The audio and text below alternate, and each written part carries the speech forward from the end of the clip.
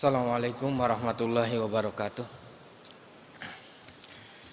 Alhamdulillah, wassalatu wassalamu ala rasulillah wa ala alihi wa sahbihi wa man tabi'ahum bi ihsanin ila yaumiddin. Qala Allah ta'ala fil Qur'anil Karim, ya ayyuhalladzina amanu taqullaha haqqa tuqatih wa la tamutunna illa wa antum muslimun, amma ba'du. Yang kami hormati pembina Yayasan Riyadus Shalihin Al-Ustadz Mahfud Umri Hafizahullah Ta'ala,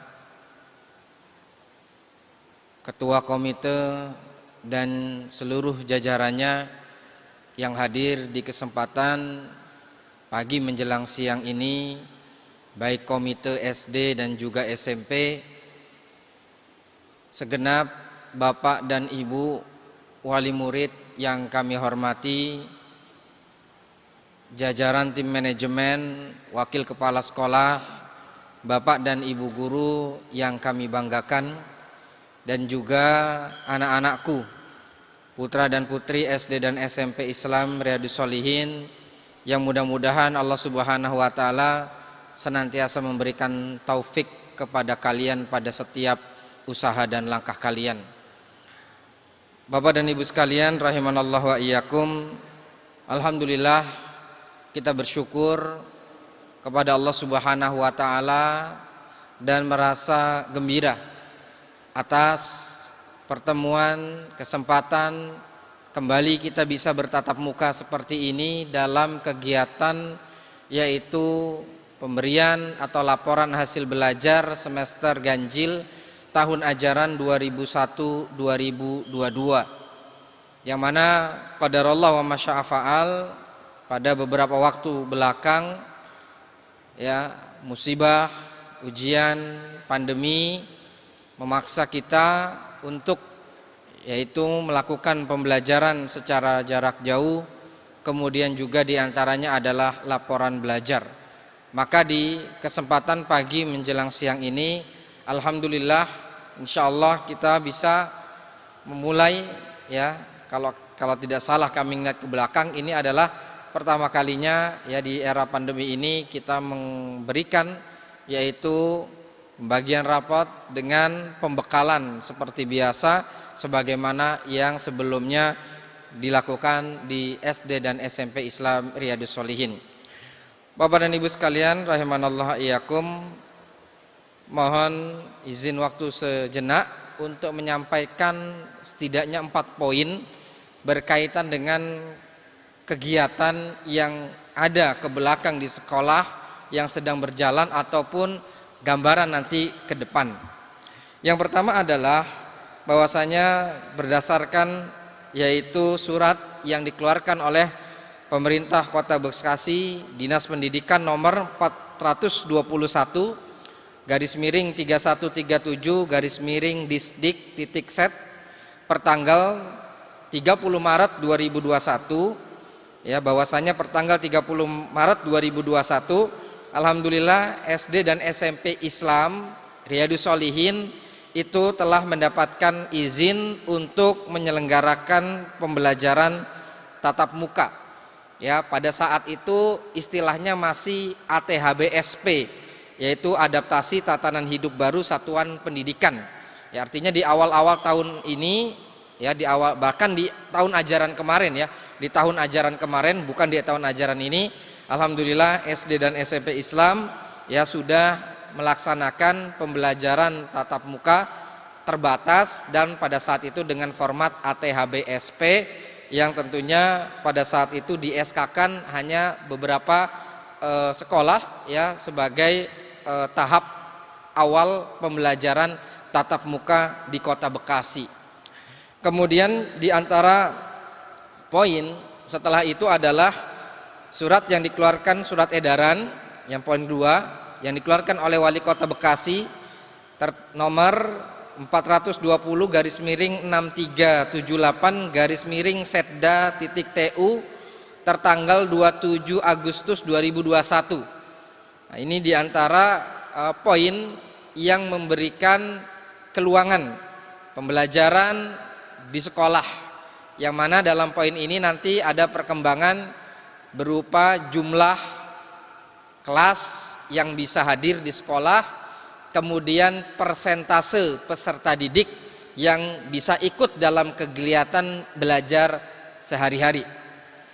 Maka pada tanggal 27 Agustus 2021, ya, pada saat itu berdasarkan hasil evaluasi kriteria zonasi pengendalian COVID di tingkat RT Kota Bekasi tertanggal 27 Agustus 2021, zona hijau di Kota Bekasi pada saat itu mencapai 6.837 RT atau 95,82%, 95,82%. Sedangkan zona kuningnya 298 atau 4,18%. Artinya kalau digabungkan antara zona kuning dan hijau itu memperoleh angka di atas 99%. Maka pada saat itu alhamdulillah sekolah kita mendapatkan suatu kebijakan bahwasanya kelas mulai bisa dibuka untuk semua, kemudian jumlah kehadiran pun ditentukan lebih banyak dari sebelumnya. Alhamdulillah, dan ini adalah format yang kita gunakan sampai akhir semester 1 kemarin, yang tentunya masih mengandalkan yaitu blended learning, yaitu sebagian belajar di sekolah dan sebagian tetap berada di rumah.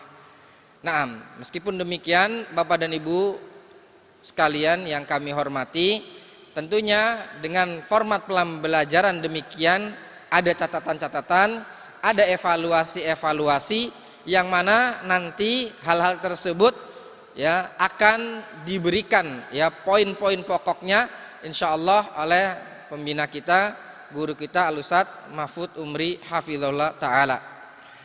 Kemudian poin yang ketiga adalah berkaitan di masa liburan ini. Bahwasanya di masa liburan ini berdasarkan surat nomor 421/2175 Disdik.Set per tanggal 10 Desember 21, bahwasanya diantaranya adalah ada 9 poin. Poin ke-7 menghimbau orang tua atau wali peserta didik untuk mengizinkan dan mendorong vaksinasi COVID-19 ya di masa liburan ini. Dan surat ini kemudian direspon oleh Puskesmas Pudurenan, dikeluarkan pada tanggal 16 Desember 2021 di tahap awal ya kegiatan vaksinasi COVID umur 6 sampai 11 tahun ada sekitar 17 sekolah yang dijadwalkan untuk dilakukan vaksinasi di sekolah masing-masing. Dan alhamdulillah sekolah kita yaitu SD Islam Riyadus Sholihin ini adalah sekolah swasta pertama yang mendapatkan jatah untuk divaksinasi secara massal di sekolah, yaitu insya Allah pada tanggal 28 Desember 2021 atau hari Selasa.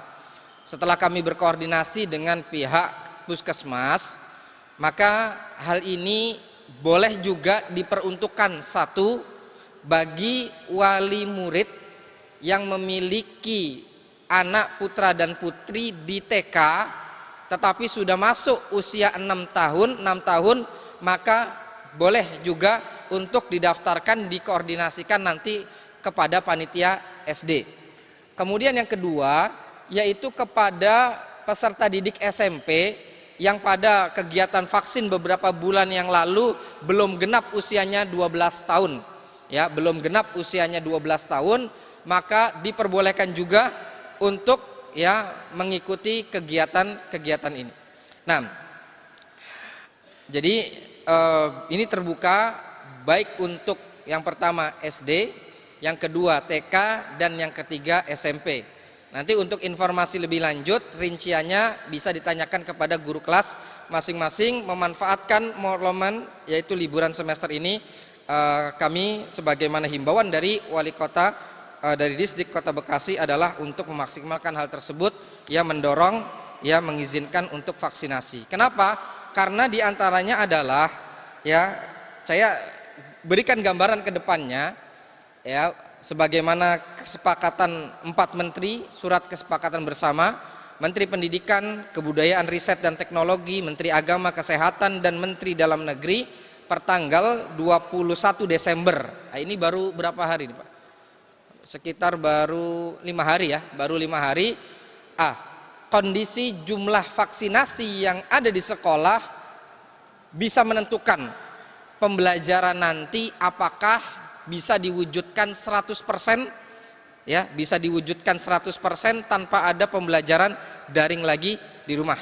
Ya, tapi kami untuk teknis tersebut menunggu satu himbauan dari Dinas Pendidikan dan kemudian sosialisasi dari pengawas. Cuman gambarannya adalah demikian, sudah keluar pertanggal 21 Desember adalah kesepakatan 4 menteri yang terbaru, dan diantara poinnya adalah berkaitan dengan vaksinasi tersebut. Nah, ini adalah 4 poin yang mudah-mudahan bermanfaat berkaitan dengan kemarin, sekarang dan juga akan datang. Tapi berkaitan dengan kegiatan pagi ini, diantaranya adalah ya evaluasi pembelajaran daring tersebut yang hampir lebih dari 1 tahun lebih menyamai atau bersama kita sekalian. Maka mungkin ini yang dapat kami sampaikan. Untuk lebih jelas dan kemudian untuk lebih gamblangnya, kami harapkan seluruh Bapak dan Ibu wali murid peserta didik yang hadir di kesempatan pagi menjelang siang ini, bersama-sama kita bisa menyimak.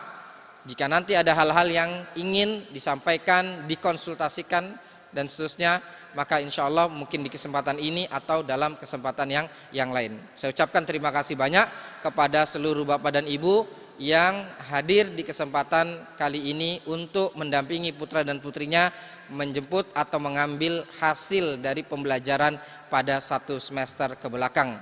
Mudah-mudahan Allah Subhanahu wa taala memberikan taufik kepada kita sekalian sehingga kita dapat menuntun, membimbing putra dan putri kita menuju arah yang diridhai oleh Allah Subhanahu wa taala. Kurang lebihnya mohon maaf. Wassalamualaikum warahmatullahi wabarakatuh.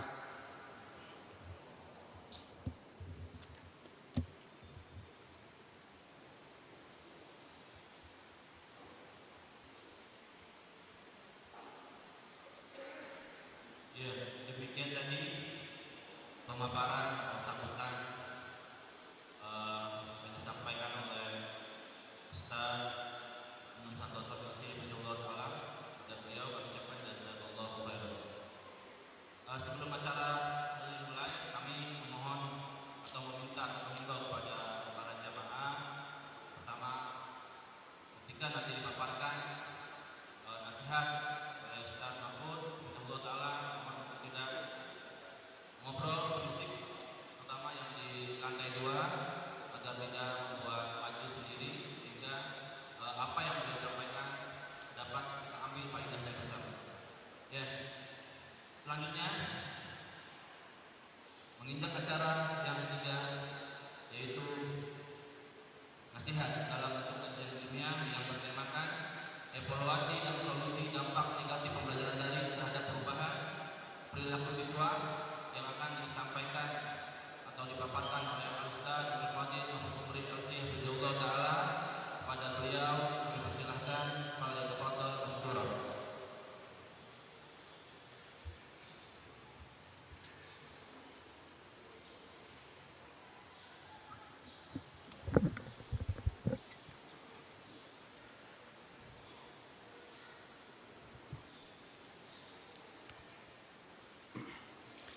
Assalamualaikum warahmatullahi wabarakatuh. Innal hamdalillah nahmaduhu wa nasta'inuhu wa nastaghfiruh wa na'udzu billahi min shururi anfusina wa min sayyiati a'malina. Man yahdihillahu fala mudhillalah wa man yudlil fala hadiyalah. Ashhadu an la ilaha illallah wahdahu la syarika lah wa ashhadu anna Muhammadan 'abduhu wa rasuluh. يا أيها الذين آمنوا اتقوا الله حق تقاته ولا تموتن إلا وأنتم مسلمون. أما بعد فإن أصدق الحديث كتاب الله وخير الهدي هدي محمد صلى الله عليه وسلم وشر الأمور محدثاتها وكل محدثة بدعة وكل بدعة ضلالة وكل ضلالة في النار.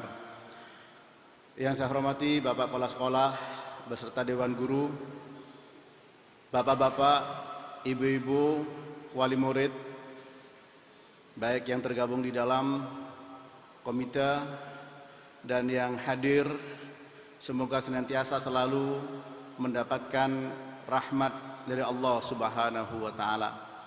Bersyukur kita kepada Allah taala atas segala nikmat. Tentu pertemuan dan perjumpaan ini salah satu dari nikmat-nikmat Allah Rabbul Alamin.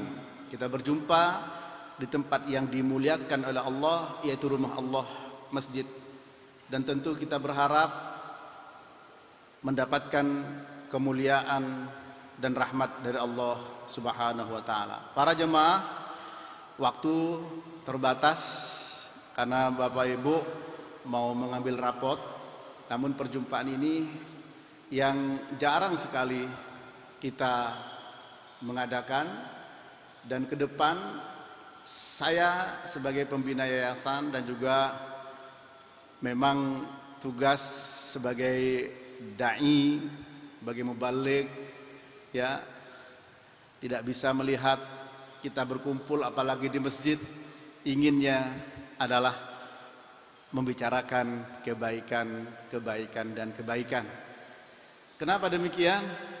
Karena lembaga ini dibentuk dalam rangka untuk meraih kebaikan.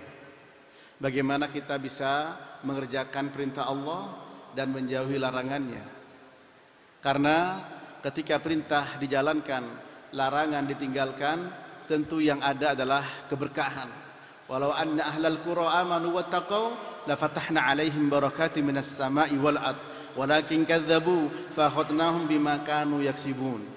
Allah berfirman dalam surah Al-A'raf, seandainya penduduk negeri itu beriman dan bertakwa kepada Allah, sungguh kami buka berkah dari langit dan dari bumi. Akan tetapi mereka telah mendustakan Allah, sehingga kami siksa, kami adab atas perbuatan mereka. Nah, lembaga ini dibuat untuk apa? Bagaimana kita menjalankan perintah Allah dengan sebaik-baiknya dan meninggalkan larangannya. Itulah yang namanya takwa. Karena apa? Karena manusia memiliki sifat dasar yang sama. Yang pertama adalah ada dua sifat dalam surah Al-Ahzab ayat 72, yaitu zulmun dan jahlun. Zalim, jahil. Zalim itu bahasa ininya, zalim itu jahat, jahil bodoh. Innahu kana zaluman jahula. Manusia itu zaluman jahula, zalim dan jahil. Lembaga dibikin untuk mengangkat kezaliman, untuk mengangkat kejahilan, kebodohan. Itu para jemaah rahmati Allah. Oleh sebab itu harus kita sadari bersama bahwa kita sebagai orang Islam memiliki tanggung jawab, lebih khusus sebagai orang tua dan lebih khusus sebagai para pengajar. Di sini diajarkan tidak hanya ilmu umum. Betul kita menginduk kepada Diknas, tapi diajarkan ilmu agama. Karena kita sadar Nabi sallallahu alaihi wasallam menyampaikan, innallaha yubghidu kulla alimin bid dunya jahilin bil akhirah. Rawahu Al-Hakim dari Abi Hurairah radhiyallahu taala anhu dan disahihkan oleh Al-Albani rahimahullah taala. Allah taala itu sangat benci kepada orang yang canggih, alim, pinter tentang ilmu dunia, tapi dia jahil, tidak paham, tidak tahu tentang ilmu agama, ilmu akhirat.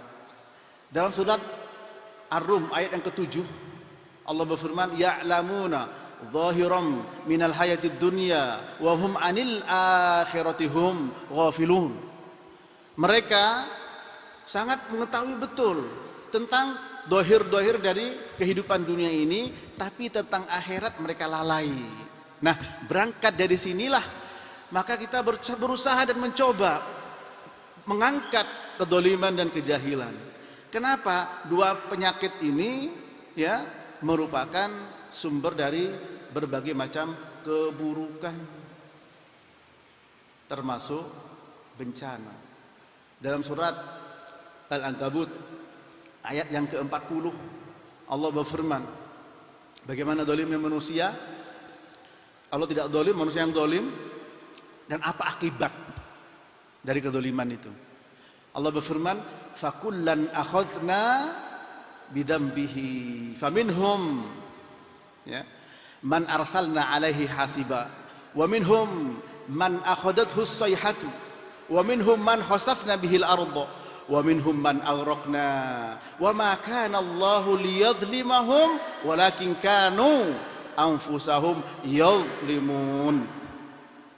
Masing-masing kami azab, kami siksa dengan sebab dosa yang diperlakukan, yang diperbuat. Dosa. Dan sumber dosa ini ya dolim sama jahil. Ya. Karena orang berbuat dosa itu pada hakikatnya adalah jahil. Ini. Apa berupa apa di antara siksanya? Ada yang kami hujani batu dari langit. Ada yang kami matikan dengan suara yang keras. Ada pula yang kami telan dengan bumi. Ada juga yang kami tenggelamkan ke dalam air. Wa ma kana Allahu liyadlimahum, bukan Allah yang zalim. Walakin anfusahum yadlimun. Walakin kanu anfusahum yadlimun, akan tapi mereka itu zalim pada dirinya. Nah, berangkat dari mukaddimah ini, tentu lembaga yang kita dirikan, anak-anak ya yang belajar ingin terangkat dari kedoliman itu dan dari kejahilan. Bukan hanya mereka pintar dalam ilmu dunia, saya berikan kepada mereka, anak-anak kalian saya hitungi jempol, matematika, fisika, ya, kimia, ilmu IPA dapat 9. Ya, tapi juga bagaimana kalian membaca, memahami, ya, mengamalkan dan menghafalkan Al-Qur'an. Itu kita tanamkan. Ya, dengan setelah rahmat dan izin dari Allah, kemudian berkat upaya dan usaha para pengajar, Bapak Ibu guru, ya, seperti anak-anak kita yang di SD, karena memang dulu SMP juga ada, tapi kemarin dari Pemkot yang diberikan apresiasi hanya dari SD. Dari 62 anak sekian sekolah yang ada di Kota Bekasi, 25-nya dari SD sini. Ya, itu semua adalah salah satu upaya untuk mengangkat dua sifat dolim dan jahil. Dolim dan jahil. Namun yang menjadi pembicaraan, menjadi pemikiran adalah apakah setelah anak-anak kita didik di sekolah yang barangkali di situ, oh masya Allah sekolah Islam, masjidnya saja sudah lantai 3 seperti ini. Kalau yang tidak tahu dianggap ini tempat pertemuan, ya, ini masjid, ya, atau ditaruh di pesantren. Kemudian apa? Ada tidak orang tua yang telah menitipkan anak-anaknya di lembaga-lembaga yang barangkali dipercaya karena komitmen terhadap agama kuat, lalu orang tuanya merasa sudah aman, guru-guru merasa sudah nyaman, aman dan nyaman. Adakah seperti itu? Saya yakin mungkin tidak sedikit atau bahkan semua. Oh, anak saya sudah di pondok pesantren misalkan Imam Bukhari, Imam Syatibi, ya, kemudian Imam Ad-Dahabi, yang pasti kalau lulusan SD sini, ya, berangkatnya dari Ustadz Imam Santoso. Ya, ini kepala sekolah. Ya, merasa aman, oh anak saya aman. Ah, ini yang harus menjadi pembicaraan. Ya, banyak orang merasa aman para jemaah karena dia merasa sudah baik. Aman dari apa? Dari murka Allah. Aman dari apa? Terjerumus ke dalam dosa. Aman dari apa? Insya Allah tidak melakukan maksiat, yakin aman. Ini yang harus jadi pembicaraan. Ya. Karena sikap seperti itu sikap yang salah. Dan sikap seperti itu adalah sikap suatu kelompok yang namanya Murji'ah. Murji'ah itu harapannya sangat kuat tanpa ada rasa takut. Ya. Sementara yang benar adalah antara harap dan cemas. Kenapa demikian? Ada yang salah pemahaman tadi. Ini dijelaskan oleh seorang ulama, Ibnu Qayyim Al-Jauziyah, dalam kitabnya Ad-Da' wa Dawa.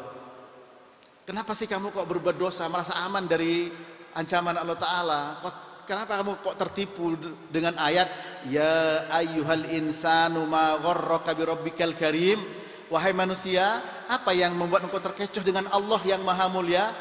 Maksudnya apa? Kenapa kamu kok berbuat dosa terus aman? Jawabannya adalah ayat itu, yaitu Al-Karim, karena Allah maha mulia. Kalau Allah maha mulia, ya sudahlah, ngapain kita ribet-ribet? Ngapain kita susah-susah? Pasti kita diampuni, pasti kita akan mendapatkan rahmatnya. Ini namanya terkecoh, tertipu. Ini para jemaah. Sehingga jangan sampai, wah anak saya sudah aman lah, ada Darul Sholihin, wah masjid saja sudah seperti lebih besar daripada sekolahnya. Aman. Oh sudah di pondok, aman. Jawabannya apa? Tidak benar. Solusinya apa? Ya mari kita orang tua, guru, semuanya harus evaluasi, harus introspeksi, harus selalu berupaya ya keras. Maka yang benar adalah harap-harap cemas, itulah akidah Ahlus Sunnah. Suatu saat ya sebagaimana hadis Anas bin Malik yang diriwayat oleh At-Tirmidzi, anna Nabiyya sallallahu alaihi wasallam dakhala ala syabin wa huwa fil maut faqala kaifa tajiduka, qala wallahi ya Rasulullah inni arjullah wa inni akhafu dunubi, faqala Rasulullah sallallahu alaihi wasallam la yajtami'ani fi qalbi 'abdin fi mithli hadzal mautin illa a'tahu Allah ma yarju wa aminahu mimma yakhafu. Rawahu Tirmidzi dari Anas bin Malik radhiyallahu taala anhu. Nabi mendatangi seorang pemuda yang sedang sakit keras mau meninggal. Pemuda. Lalu beliau bertanya, "Hei pemuda, anak muda, bagaimana keadaanmu? Apa yang kau dapatkan pada dirimu?" Anak muda itu mengatakan dengan bersumpah, "Demi Allah wahai Rasulullah, ya demi Allah wahai Rasulullah, sesungguhnya aku mengharap kepada Allah dan aku sesungguhnya takut dengan dosa-dosaku." Itulah istilah harap-harap cemas. Apa jawaban Nabi? Nabi bersabda, tidaklah dua perkara ini berkumpul, yaitu rasa harap dan rasa takut, rasa cemas di dalam hati seorang hamba seperti perkara ini, kecuali Allah akan memberikan apa yang dia harapkan dan akan memberikan rasa aman dari yang dia takuti. Ini para jemaah. Ya, apakah setelah kita sholat ini aman? Tidak. Apakah setelah anak kita ada lembaga ini pun aman? Jangan memiliki seperti itu. Sehingga harus ada harap-harap cemas. Dengan demikian kita angkat kedua tangan kita di antara solusinya yang terpenting. Ya Allah, Rabbana hablana min azwajina qurrata a'yun waj'alna lil muttaqina imama. Menangis kepada Allah Subhanahu wa taala. Kenapa para jemaah? Saya minta tema ini saya ajukan kepada kepala sekolah dan tim guru, yaitu evaluasi dan solusi dampak negatif pembelajaran daring terhadap perubahan perilaku siswa. Khusus ya, setelah saya bicara masalah umum, saya ke khusus. Ya. Mengapa demikian? Saudara tahu betapa banyak peristiwa-peristiwa Menurut akal sehat tidak mungkin itu terjadi, namun kenyataannya sudah banyak terjadi. Seorang pemuda durhaka kepada orang tua tidak hanya bentuk ucapan, tapi sudah pada fisik. Tidak hanya menyentuh dalam pengertian barangkali rewel, cubit, tapi berapa banyak orang tua mati di tangan anaknya yang masih muda. SMP tawuran pakai kelewang, pakai celurit, masih SMP, bahkan juga masih SD ada. Dan mungkin saudara lebih tahu dari saya. Lebih-lebih yang ikuti medsos. Anak-anak, apalagi ini nih. Karena daring itu pakai ini medianya. Orang bilang, saking keselnya orang bilang ini setan gepeng. Padahal nyari ayat juga bisa di sini. Nyari hadis juga bisa. Teknologi bermata dua, seperti pisau bermata dua. Jika benar dalam menggunakan, jadi pelindung diri. Jika tidak, lehernya jadi tebusan untuk ditebas. Sekali jari lentiknya ya nakal dan bermain, bisa mengakses perkara-perkara yang tidak pantas. Oh, tidak mungkin Pak Ustadz, anak saya kan di pesantren, anak saya kan di lembaga Islam. Itu namanya rasa aman yang tidak benar. Ya, rasa aman yang tidak benar para jemaah.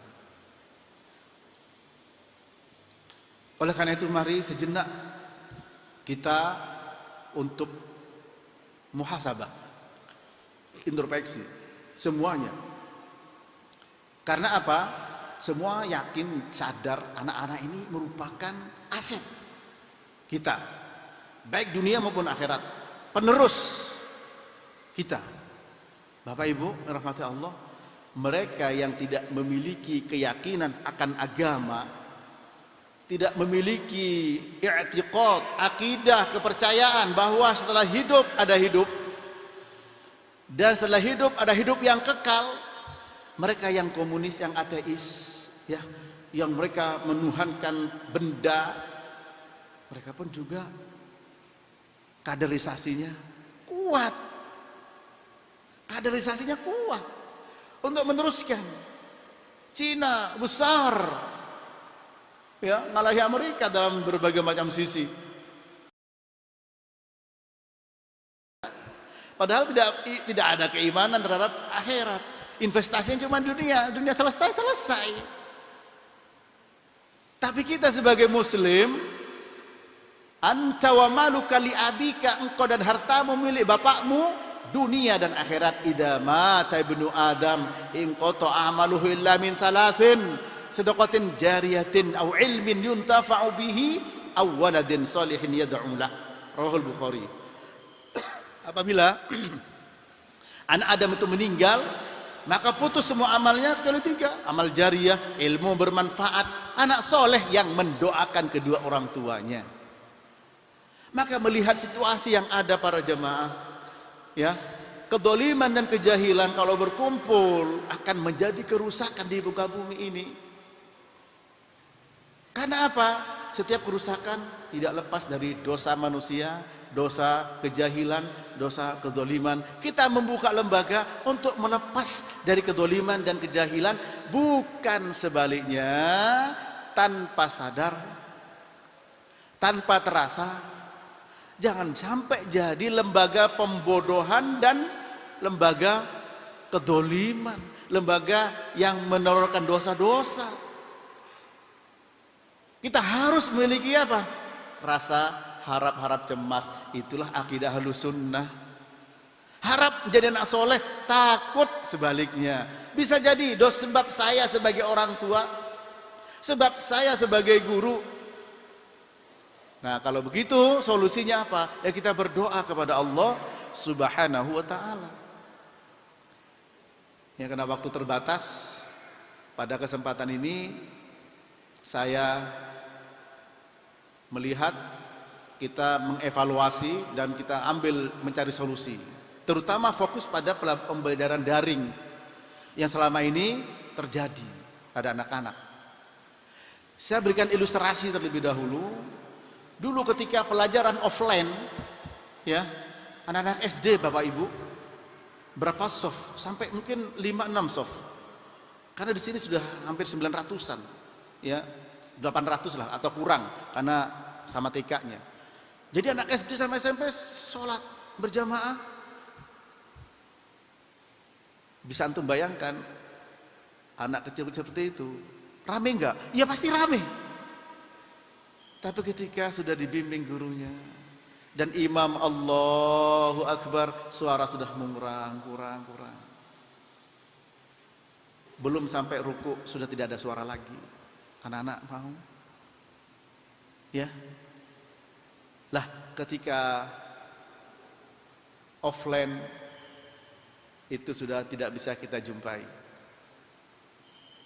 Anak-anak sebelum masuk kelas murojaah dengan Quran, ya, mereka mengawali lisannya dengan Al-Quran. Itu sudah tidak kita dapatkan, adanya di rumah, ya. Nah tentu akan banyak dampak-dampak. Kalau dampak positif itu satu keharusan, tuntutan, kewajiban, harapan. Namun yang negatif ini para jemaah, ini harus menjadi pemikiran kita bersama. Meskipun saya bicara tadi umum ke khusus, ke umum lagi nantinya, sehingga tidak hanya berlaku untuk anak-anak tapi juga untuk kita semua. Ya. Dengan dasar pemikiran, ya, bahwa apa? Bahwa dolim dan jahil ini sumber malapetaka. Kita membuka lembaga melepas dari dua penyakit ini. Dalam proses perjalanan untuk melepas kedoliman dan kebodohan dan kejahilan, jangan sampai sebaliknya jadi lembaga pembodohan dan seterusnya. Kita tidak sadar, semua tidak sadar, ya. Nah, oleh sebab itu harus kita semua sadar, kita semua harus memiliki peran. Bapak Ibu rahmati Allah, saya tanya pada anak-anak ini, sepertinya ada anak SMP yang hadir. Kalian masuk sekolah jam berapa? Ini kayaknya ada anak-anak nih. Ini kalau meskipun pakai masker saya masih ingat, Rodevin ini, ya. Nah ini, jam berapa masuk sekolah? Jam 7. Pulang jam berapa? Jam? Biasanya kalau dulu sebelum ada ujian wabah Covid, ba'da asar, sholat asar di sini, sholat asar di sini, berarti tidur sama asar. 7 pulang jam kurang lebih jam 4 sore Pak, atau setengah 4. Katalah jam 3, ya, berapa jam itu? 8 jam. 8 jam ada di sini. Hidup kita 24 jam sehari semalam. Berarti 8/24, sepertiga dari kehidupan anak-anak itu di sini. Berapa persen? 30,33% barangkali begitu, silakan antum hitung. Berada di sini. Selebihnya 8 jamnya lagi, sepertiganya lagi bersama dengan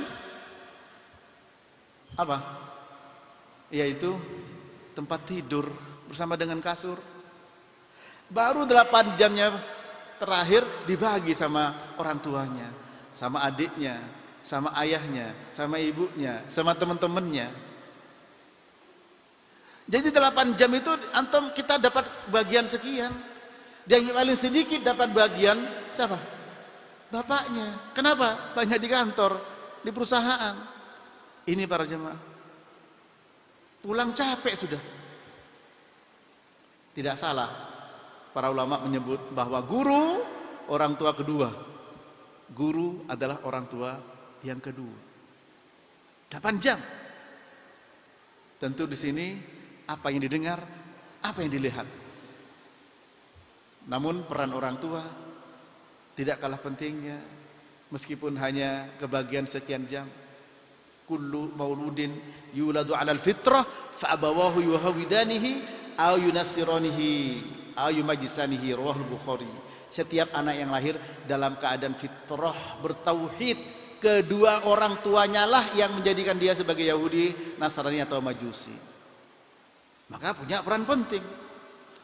Begitu pula teman-temannya, di sini ada teman, di sana ada teman, juga memiliki peran penting.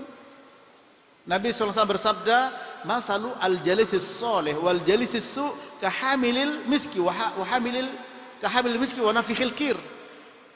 Wa hamilul miski imma an yahdiyahu wa imma an yabta'a minhu wa imma an tajida rihan thayyibatan." Ya. Wa nafikhul kir imma an yahriqa thiyabak wa imma an tajida rihan khabithatan. Rawahu Muslim.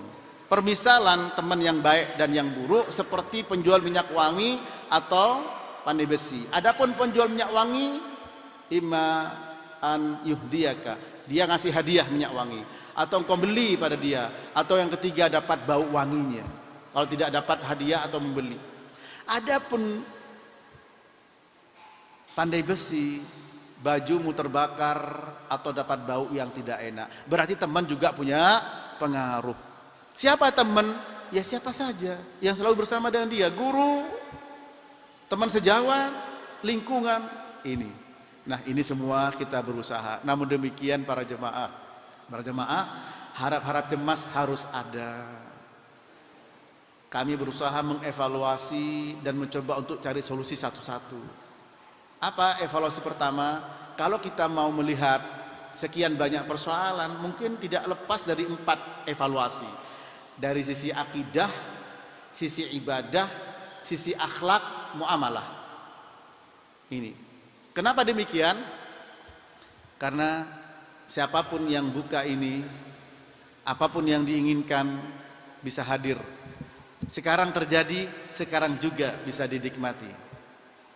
Peristiwa di belahan bumi utara, mau selatan, mau timur, mau barat, asalkan koneksi internetnya bagus, ya, HP-nya tidak lemot, bisa. Antum mau akidah yang gak bener, ibadah tapi dengan joget-joget, ada. Ibadah dengan melukai dirinya, ada. Ya, pakai jubah, pakai sorban, ucapin Merry Christmas, ada. Ada nih. Sebagai apa? Loh, coba nih, orang Arab gini. Ya, Arab bukan contoh Islam. Sehingga sampai pada ceramah-ceramah yang mengatakan semua agama sama. Loh, ini akidah para jemaah. Ya, kami tidak radikal kok, enggak. Lakum dinukum waliyadin. Agamamu agamamu, agamamu agamaku. Kita tidak ngajar anak-anak begitu, tidak. Tapi tolong jangan dangkalkan akidah umat Islam. Dan sekarang ini bisa pendangkalan itu siapapun bisa mengakses, termasuk anak-anak, dari sisi akidah. Ini para jemaah. Sehingga apa? Sehingga tetap disampaikan kepada anak-anak kita tentang akidah ini. Tentang akidah yang benar. Ya. Ini para jemaah rahmati Allah. Solusinya apa? Ya, solusinya kalau tadi anak mungkin mengakses link-link yang bisa, yang terhubung atau yang terkait dengan masalah keyakinan, akidah yang tidak benar. Dan saya yakin tidak hanya anak-anak, tapi juga orang tua. Dan ingat, hati itu para jemaah punya sifat lemah. Kata Imam Ad-Dahabi, innal quluba dha'ifah wa syubha khattafah. Hati itu lemah, sementara syubhat, pengkaburan, pendangkalan itu sifatnya menyambar. Tahu elang? Biasanya siapa yang disambar? Anak ayam. Ternyata kalau buka ini bukan hanya anak ayam, mboknya kambing bisa diangkat dan tercengkram, apalagi cuma sekedar anak ayam. Nah, hati itu lemah seperti anak ayam, bahkan mboknya ayam cengkram habis. Begitu pula karakter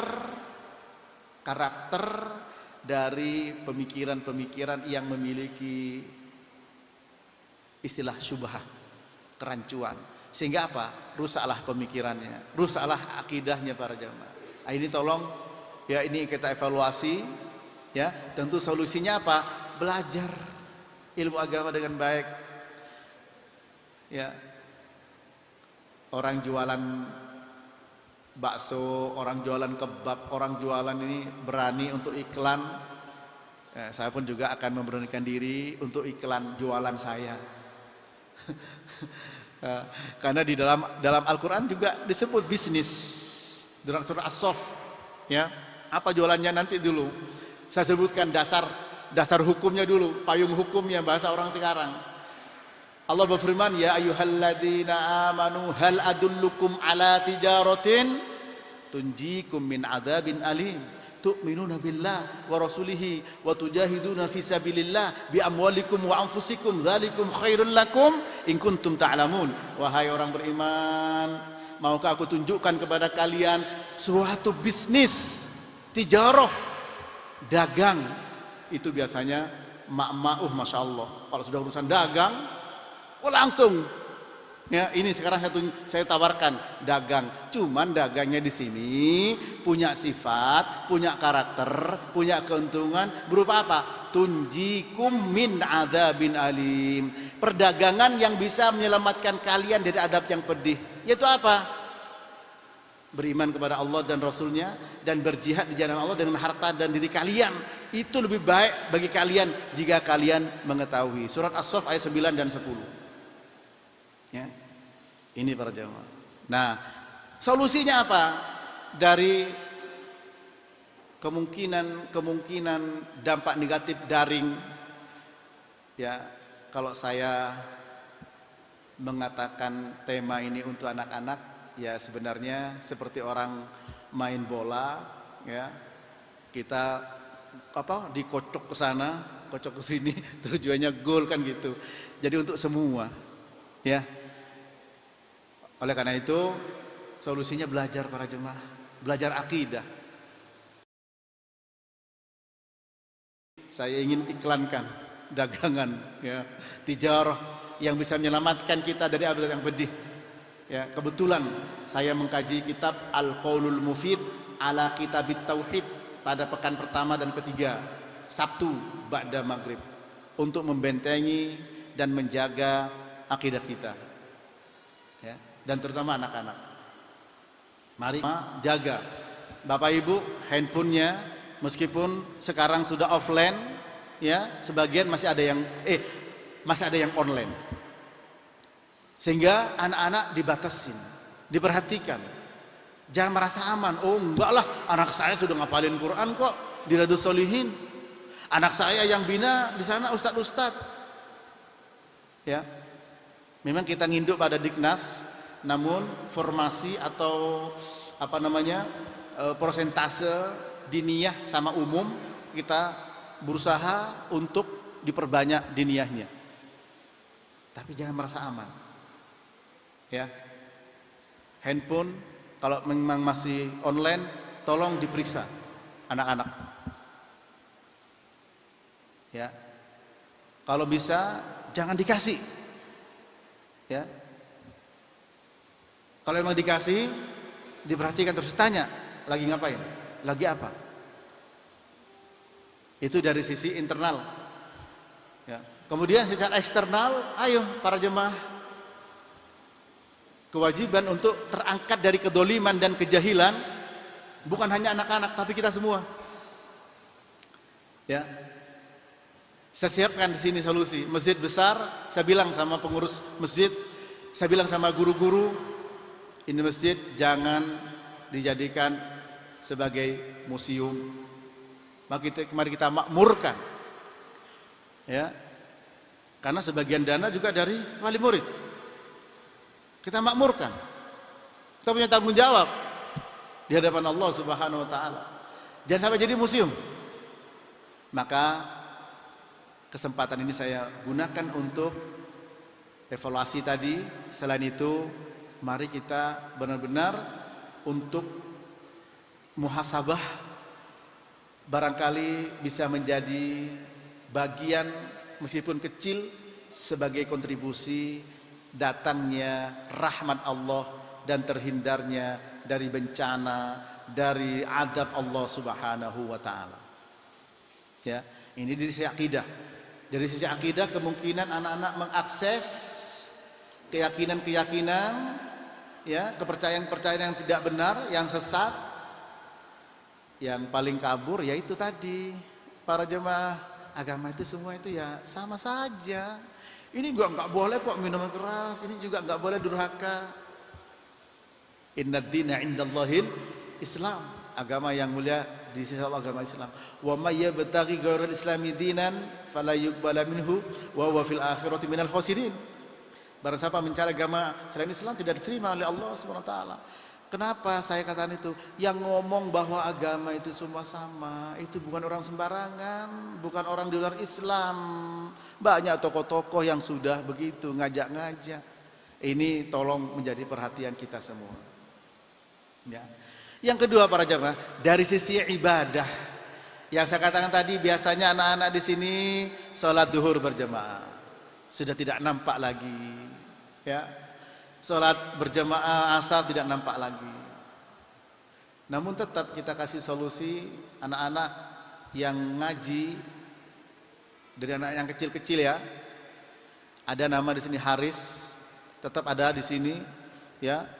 Itu ba'da subuh, ba'da asar, lanjut maghrib. Kalau subuh, ba'da asar, ba'da maghrib itu yang ikhwan, yang laki-laki. Ya, ba'da asar maghrib yang akhwatnya. Itu jumlah total anak-anak 230. Ya. Dengan dibimbing oleh sekian banyak ustadz yang mengajar. Supaya apa? Agar tetap terjaga anak-anak kita. Karena itu aset kita dunia dan akhirat. Namun kalau tidak diimbangi dengan orang tua di rumah, untuk sekarang alhamdulillah semoga cepat berlalu. Semua masjid sudah terbuka sekarang, ya, tolong. Meskipun duhur tidak di sini. Karena juga terkait dengan masalah induknya ke Diknas. Asar SMP tidak di sini, tolong di rumah Pak. Tolong saya minta anak-anak untuk meskipun di kantor antum, di pabrik antum, di warung antum, di toko, di pasar, di WA. Ayo anak-anak, Bu, Mi, tolong anak-anak, ya, sudah menjelang duhur, menjelang asar. Dan banyak ibu-ibu sampai saya terharu ngantar anak-anaknya ba'da asar, ba'da isya itu kadang juga nunggu, kadang subuh ngantar anaknya sini ngaji. Dan alhamdulillah ya sudah berapa banyak hafalan-hafalan yang sudah diraih oleh anak-anak kita. Ini sangat penting para jemaah. Nah, kemudian yang ketiga dari sisi akhlak ini, ya, dari sisi akhlak ini kita kadang terkaget-kaget, baik akhlak kepada orang tuanya, kepada gurunya, kepada sesama teman. Ini para jemaah, ya,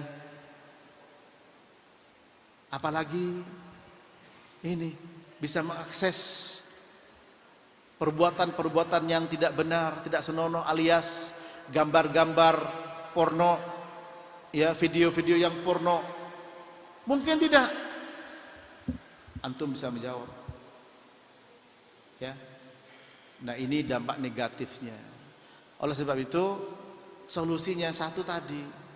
Orang tua dan guru doa, minta kepada Allah untuk anak-anak.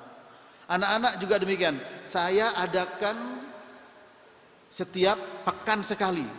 Dulu masih ada Ustadz Soleh rahimahullah, ba'da asar setiap Jumat. Sebelum pulang saya gantian sama Ustadz Soleh. Kalau Ustadz yang lain memang sudah sibuk, sudah ngurusin di sekolah, di kelas, ya, maka saya gantian. Nah, sekarang saya minta sepekan sekali. Sudah berlangsung sekian kali pertemuan. Bukan hanya satu kelas, semua kelas SMP. Nah, terutama SMP. Nanti berlanjut 5 dan 6 karena sudah mulai ininya sudah mulai bermain. Ya, bagi ikhwan maupun akhwat, laki dan perempuan. Untuk saya berikan tausiah terkait dengan dua penyakit besar tadi, dolim dan jahil. Sehingga kalau ada di sini bullying, larangan bullying, wah sudah pelajaran saya sampaikan. Kita kupas dari ayat dan hadis yang lain. Ini para jemaah. Ini sebagai apa? Solusi. Salah satu solusi untuk membuat anak-anak ya biar dalam berpikir benar. Tidak hanya transformasi ilmu, tidak hanya transfer wawasan. Sehingga hari ini diharapkan nilainya sudah tuntas semua, bagus semua. Padahal nilai yang tidak bagus belum tentu orangnya tidak baik. Dan nilai bagus juga belum tentu, tidak akan jaminan tidak ada. Ya. Sehingga yang bagus nilainya Bapak Ibu, anak-anak jangan sombong. Begitu pula barangkali ya mungkin ketika pas ngisi itu pikirannya lagi kacau, jangan kecil hati. Namun yang menjadi perhatian besar perubahan perilaku anak-anak para jemaah. Terutama ini yang menyebabkan. Ya. Karena kita tahu perzinahan, tawuran, pembunuhan, ya.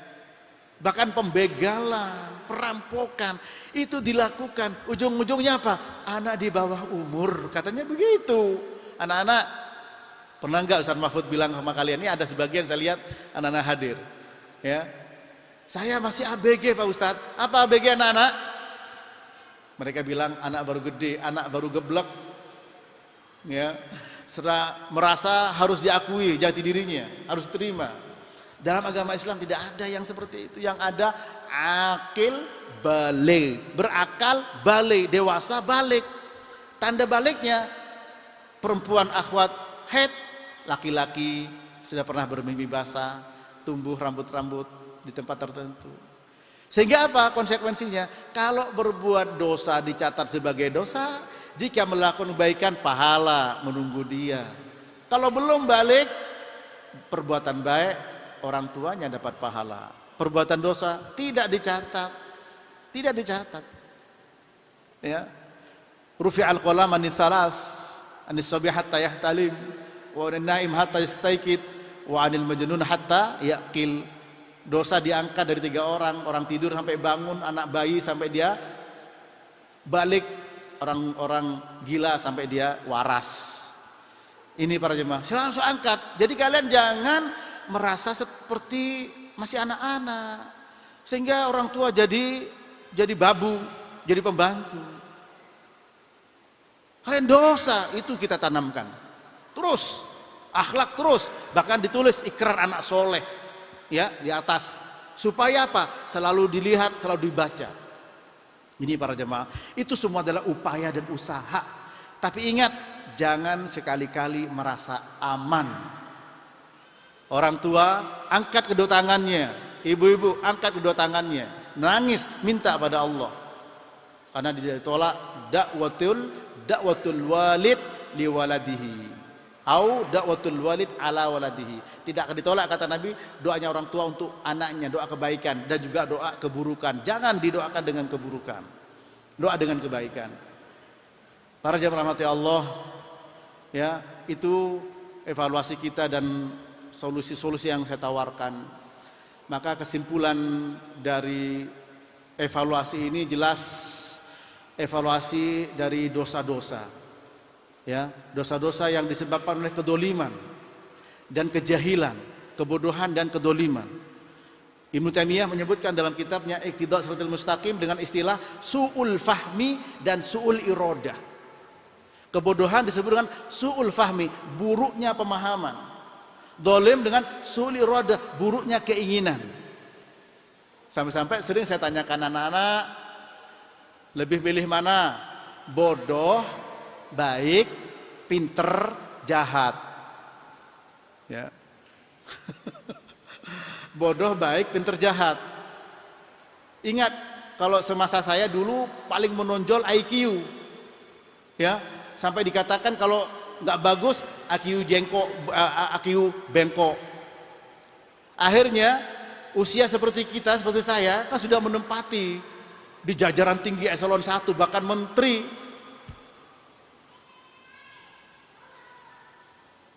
Apa fokus IQ? Tapi berapa banyak IQ-nya bagus, tapi pinter kebelinger, sehingga merusak.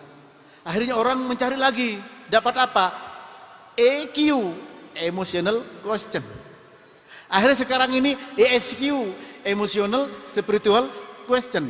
Islam sudah lengkap para jemaah. Manusia itu punya hukum dasar, punya karakter dasar, dolim, jahil, bodoh, jahat. Kalau sudah bodoh dan jahat berkumpul, sudah bodoh, jahat, sudah jahil, dolim, rusak dunia. Jangankan dua berkumpul, salah satu saja rusak. Nah, ini lembaga dibikin untuk melepas dari penyakit-penyakit itu. Nah, saya berharap iklan saya bisa diterima. Kalau perlu bikin kontrak sama saya.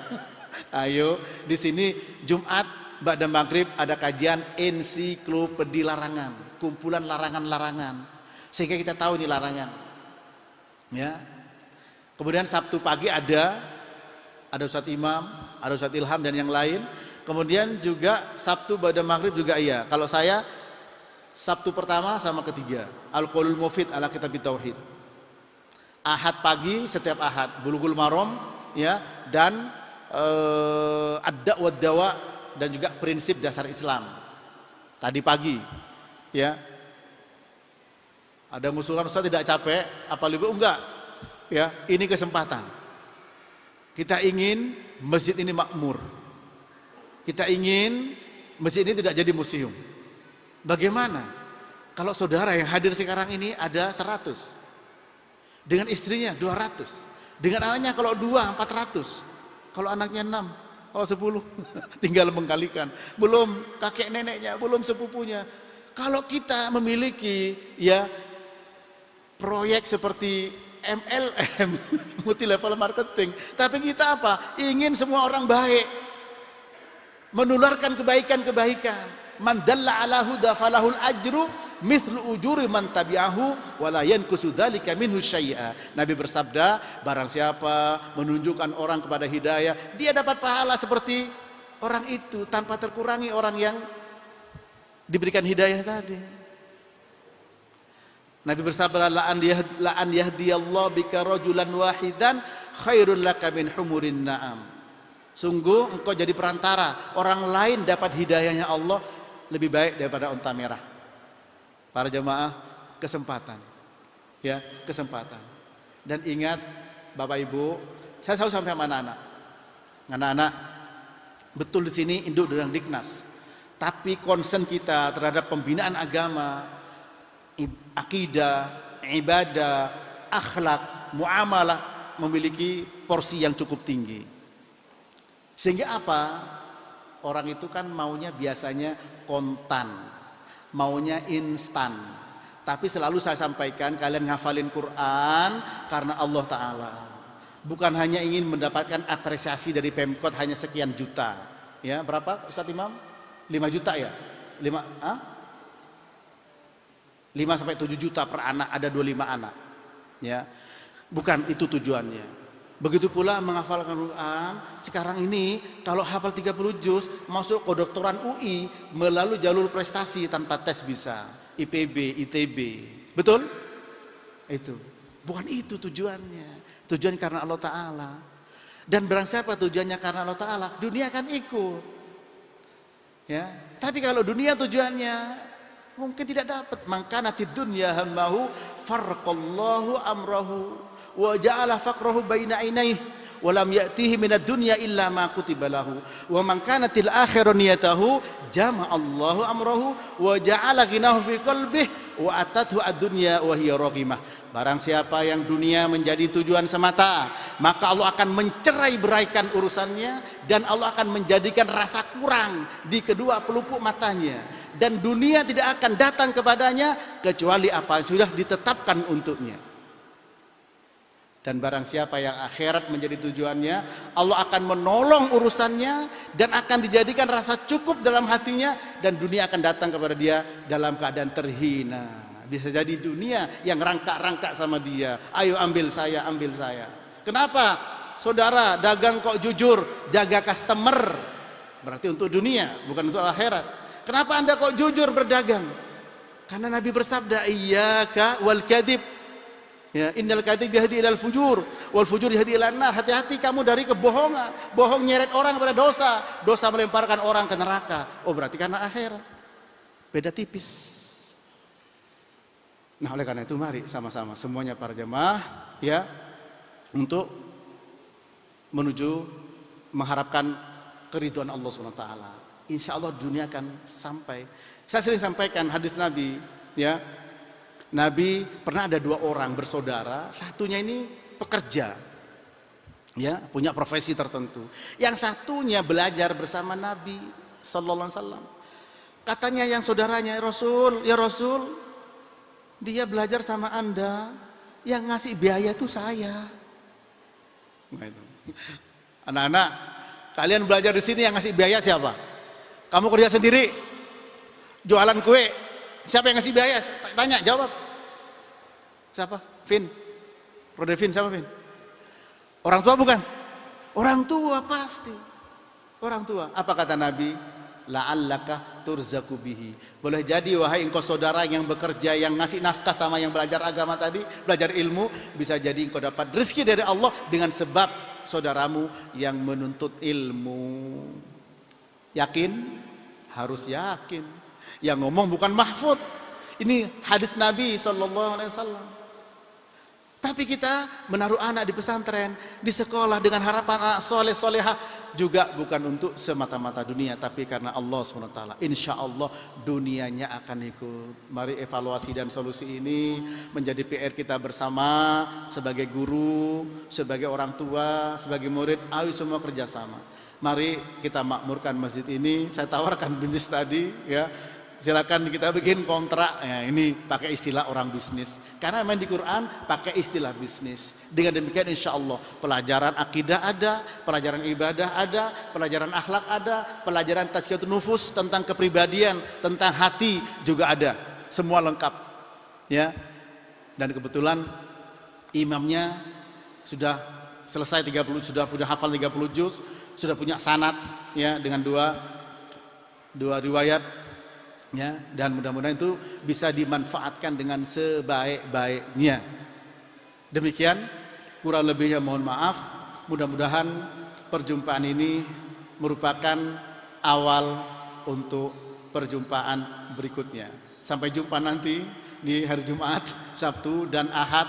Insya Allah, saudara, Bapak Ibu tinggal tidak jauh dari tempat ini, sehingga insya Allah masih bisa dijangkau. Mari kita makmurkan ya, dan semua niatkan semata-mata karena Allah. Kurang lebihnya mohon maaf. Sampai di sini saya kalau bicara terlalu banyak ya, tolong dibuka pintu maaf. Insya Allah sebentar lagi terima rapot. Pesan terakhir, kalau nilai bagus anak-anak bersyukur, kalau tidak bagus jangan sedih hati Bapak Ibu, karena itu bukan semata-mata satu-satunya ukuran, tidak sama sekali. Bisa insya Allah yang lain anak-anak baik-baik. Demikian, kurang lebih mohon maaf. Wassallallahu ala nabiyyina Muhammadin wa ala alihi wa sahbihi wasallam, wa akhiru da'wana anil hamdulillahi rabbil alamin. Wassalamualaikum warahmatullahi wabarakatuh.